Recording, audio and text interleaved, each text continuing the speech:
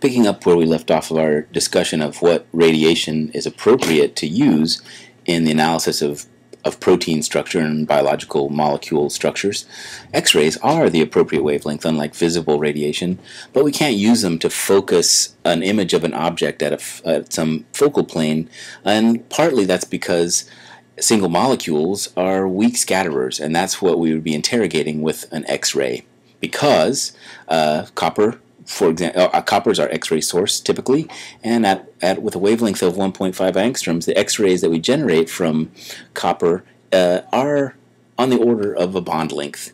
So they're appropriate to the size of the bonds that we're asking about, but those individual molecules don't scatter well enough for us to actually collect an image from. Instead, what we do is assemble those proteins into three-dimensional arrays of identically oriented molecules. Those are called crystals.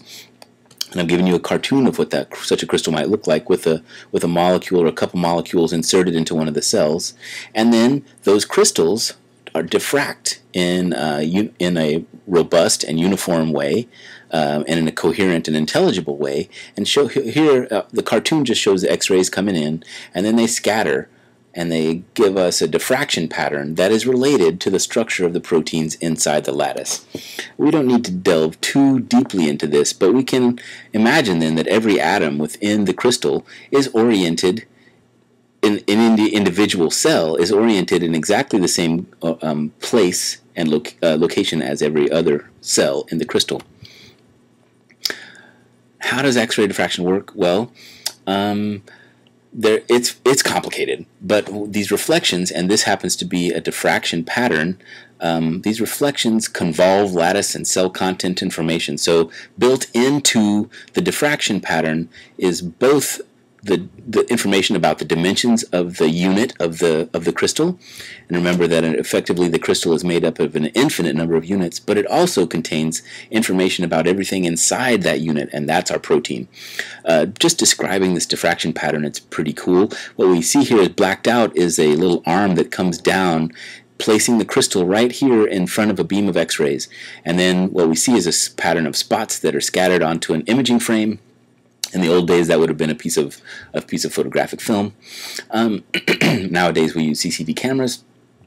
And these are just details, but they're interesting. The spacing of these reflections, you see that there are lines running across this image plane. The spacing of those reflections tells us something about the size of the unit of the crystal, and then the intensity tells us something about the contents of that unit. And again, we're not going to delve too deeply into the details in this course, but what we can say is that each reflection tells us information actually about every atom within the unit cell, and so every atom effectively is reflecting X-rays in a particular way, and those waves reach the plane, and then they splatter onto the plane and form a dot. But buried in that dot there is a series of waves, and we call that a Fourier series, and turning a crystallographic information into structural information is a matter of deconvolving that wave information from the spot. So that's extraction of amplitudes and phases. Remember, that's all a wave is. So we get out of the spot amplitudes and phases, and that information allows us to tell exactly what the density within the crystal unit is. And typically when we see electron density that's derived from crystallographic information, we see this sort of chicken wire mesh, and that's the structural information, and the lines we draw inside of that is just a model.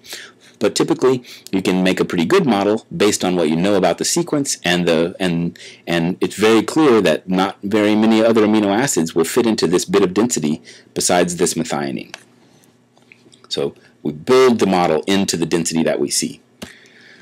How is it done? Well, it's quite a long process. Eventually, though, what you wind up with is a structure that you can deposit, or three-dimensional coordinates that you can deposit in the protein data bank, as we've discussed in class. But it begins with a pure protein. So we have to purify our protein so that we can grow a crystal. And the crystals grow from a concentrated liquor of 10 to 100 milligrams per milliliter of protein. And there's a variety of ways of growing those crystals. We won't discuss all of them here, but essentially you have a little droplet that you can seed or otherwise leave alone until a little nucleation center forms and you get the growth of a crystal. Once you have a nice crystal, you can mount it and shoot X-rays at it. And there's a lot of analysis that takes place here that tell us what kind of crystal it is. And the complete data set, well, it's a complicated story, but this just represents one element of the data. The thing to remember is the crystal is diffracting isotropically, that is, in all directions. So you can imagine a sphere of these reflections radiating out from the crystal, and so you actually have to rotate the crystal around or rotate the image frame around so that you can collect all of those diffraction spots, because the more diffraction spots or reflections you have, the better chance you have of getting a complete data set and a better electron density. We'll skip the rest of this, but just emphasizing that once we are able to convert our spots into density, we have to build a model into that density. And then we can, as our structure is improved and refined, we can eventually publish that. Okay, now a couple of more things I'll mention before leaving the idea of X-ray crystallography, but just to remind you that X-ray crystallography is responsible for the lion's share of protein structures in the protein database. I think the number is approximately 90% of structures in the database are derived from X-ray crystallography. It's important to understand that that's experimental data, and we have to make sure that we treat that experimental data as such. It's not law, and that experimental data is fraught with errors in many cases. But the way that we determine how good a structure is we look for certain key pieces of information. Violations of standard structural parameters. Well, I'm sure you guys can now think about what a standard structural parameter is. How about phi-psi space? We've already seen phi-psi maps, and some of the ones that I've shown you in previous lectures are actually derived from X-ray crystallographic data themselves. But you look for bad violations, such as torsional angles of omega. Right? If you see much deviation from planarity in the peptide bond, you have to wonder about the quality of your structure at least at that particular spot. Resolution of the data, we haven't talked about it, but we can collect X-ray diffraction data to high and relatively low resolution. So the quality of the data that we get, you can imagine the quality of this data is very high, so we can build a well-determined model into that. But if the quality and diffraction resolution of the data is low, then that limits how detailed our map can be. We can also look in terms of quality of data, disorder in the electron density that might suggest multiple configurations are populated in our crystal, which is to say our crystal isn't perfectly uniform from cell to cell, and so there might be smeared density or missing density or density that we can't explain based on what we know about the sequence of the protein. So there's some difficulties that can arise with the interpretation of X-ray crystallographic data. There are other limitations. One of these is difficulty with getting a protein to crystallize. There are many laboratories dedicated to trying to streamline the process of crystallization, and this is being improved all the time. Still, there are difficulties with some proteins crystallizing, and this points to a little digression I'll make into the significance of the PDB and what structures are there and what structures are not. Of course, the protein data bank is biased towards proteins whose structures are relatively easy to determine, and proteins that tend to be disordered tend to not crystallize very well. And those are a large and growing number of proteins in terms of what we think is important to biology. So we are limited in the protein database to the kinds of proteins that we can study easily.